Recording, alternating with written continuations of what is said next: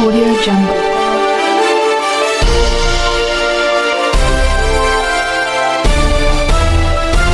Audio Jungle.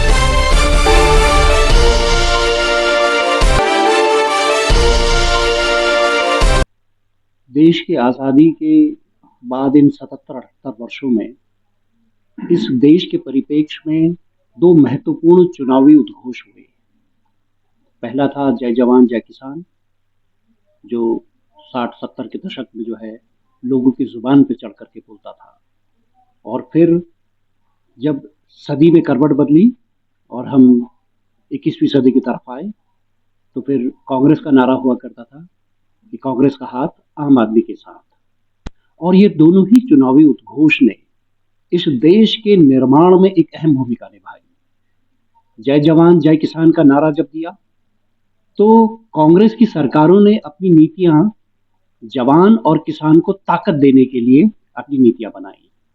अगर हम जवानों की ही बात करें, तो भारतीय सेना एक ताकत के तौर पर पूरे विश्व पटल पर उभरी।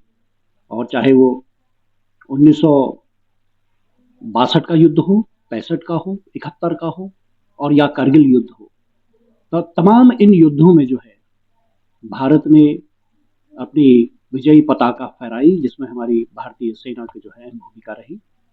और उसके पीछे सरकारों ने भी भारतीय सेना को ताकत देने का काम किया। कुमाऊं रेजिमेंट के बारे में, मतलब उत्तराखंड के परिप्रेक्ष्य में बात करें तो Kumaon regiment, Garhwal regiment, Gorkha regiment, तमाम तरीके की रेजिमेंट रही। और सेना में जो लोग रिटायर होकर के भी आते थे, तो उनके पुनर्वास के लिए भी कांग्रेस की सरकारों ने नीतियां बनाई। जैसे अगर कोई सिपाही रिटायर होकर के आ जाता, तो सैनिक कल्याण बोर्ड के माध्यम से उसकी बेटी की शादी के लिए 51,000 रुपये का अनुदान देना, या फिर उनके बेटे और बेटियों की उच्च शिक्षा के लिए मेडिकल कॉलेज और इंजीनियरिंग कॉलेज में से सीटें आरक्षित करना। तो तमाम तरीके की नीतियां जो है जवानों के परिप्रेक्ष्य में बनाई। और किसानों के संदर्भ में अगर बात करें, तो जब देश आज़ाद हुआ, तो देश में खाद्यान्न संकट हुआ करता था, अकाल और भुखमरी जैसी समस्याएं हुआ करती थी।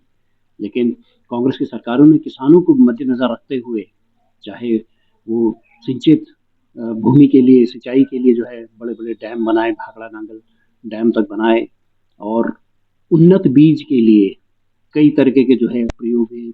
हमारा पंतनगर विश्वविद्यालय, कृषि विश्वविद्यालय जो है इसी की तर्ज पर स्थापित किया गया, हरित क्रांति चलाई गई, तो किसानों को भी ताकत मिली। लेकिन 2014 के बाद से, 2014 में कहा था अच्छे दिन आएंगे, और अच्छे दिन के परिप्रेक्ष्य में आप देखिए कि अगर हम केवल जवान की बात करें, तो भारतीय सेना में ये अग्निवीर का प्रयोग करके ले आए हैं।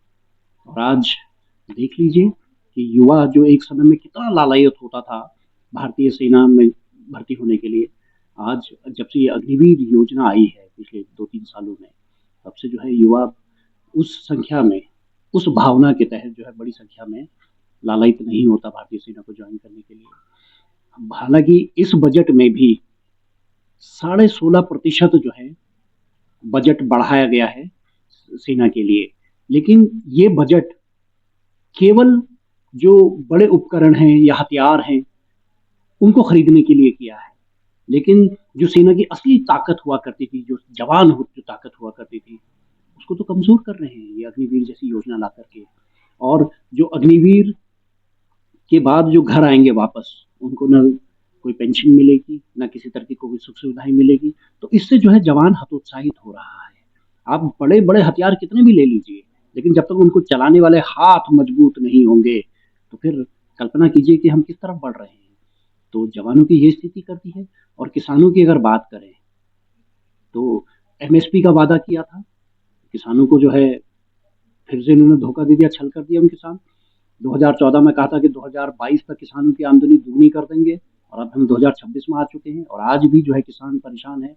और अब तो इन्होंने अमेरिका के साथ जो ट्रेड डील की है, अब अमेरिका का जो किसानों का उपज जो है यहाँ सस्ती दर में जब लोगों को उपलब्ध हो जाएगा, तो हमारे किसानों का जो उपज कौन खरीदेगा। और हमारे किसान अपनी उपज को जो है अमेरिका में बेचेंगे, तो उस पर 18% तक का टैक्स। और अमेरिका के किसान जो है वो अपने भारत में अगर अपनी उपज को भेजते हैं, तो इसमें 0% टैक्स। तो हमारे किसान को इस तरीके से मारा जा रहा है। तो किसान जो राजनीति की मुख्य धुरी हुआ करती थी, जवान जो राजनीति का मुख्य धुरी हुआ करता था, भारतीय जनता पार्टी के शासन में जो है किसान और जवान दोनों की क्या स्थिति हो रही देख लीजिए आप। तो कांग्रेस जय जवान जय किसान का नारा दिया था, तो उसने जवान और किसानों के हितों के लिए काम किया, और इन्होंने ठीक उल्टा उसके काम किया है।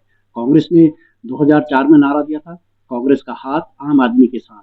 तो आम आदमी को ताकत देने के लिए वो सूचना का अधिकार तक लेकर के आए, गांव में बैठे हुए व्यक्ति को रोजगार मिले तो मनरेगा जैसी योजना लेकर के आए, छोटी बेटियां बच्चियां जो है स्कूल पढ़े तो उसके लिए मध्यांतर भोजन की जो है उन्होंने कल्पना की। तो इस तरीके के आम लोगों को उन्होंने जो है ताकत देने का काम किया। लेकिन भारतीय जनता पार्टी के शासनकाल में आप देख लीजिए आज आम आदमी किस तरह से कमजोर हुआ है। 80 करोड़ लोग मुफ्त का राशन खाने को मजबूर हैं। तो आप देख लीजिए क्या लोगों को ताकत मिली है या कमजोर हुआ है देश। तो तमाम ये सवाल हैं जो आज लोगों के सामने खड़े हैं। कांग्रेस का नारा हुआ करता था जो देश को आगे बढ़ाने के लिए होता था, और भारतीय जनता पार्टी का नारा 2014 में इन्होंने कहा अब की बार भाजपा की सरकार, मोदी सरकार, और पिछली बार जो है इन्होंने कहा अब की बार 400 पार। अब इनसे देश को क्या लाभ होगा इन नारों से? तो ये चीजें समझने की जरूरत है, और आप आज आम जनमानस इस बात को समझ रहा है कि भारतीय जनता पार्टी ने लोगों को ठगा है, और जनता बिल्कुल तैयार बैठी है इनको सबक सिखाने के लिए।